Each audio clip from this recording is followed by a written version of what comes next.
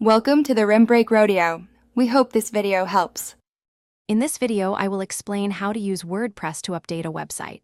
First, log in to your WordPress dashboard using your administrator credentials. You'll find the Updates section, which shows available core, plugin, and theme updates.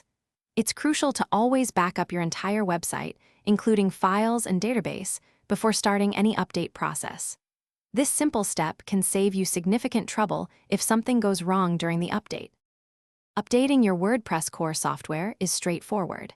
Simply click the Update Now button within your dashboard. It's important to ensure your server's PHP version is compatible, ideally 7.4 or higher, for optimal performance and security.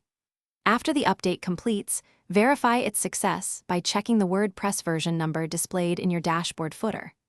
This confirms your site is running the latest core version. To update plugins and themes, navigate to their respective sections.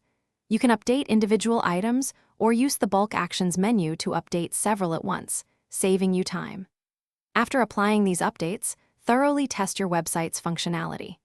Check various pages and features to ensure everything works correctly and to catch any potential conflicts or errors that might arise from new versions.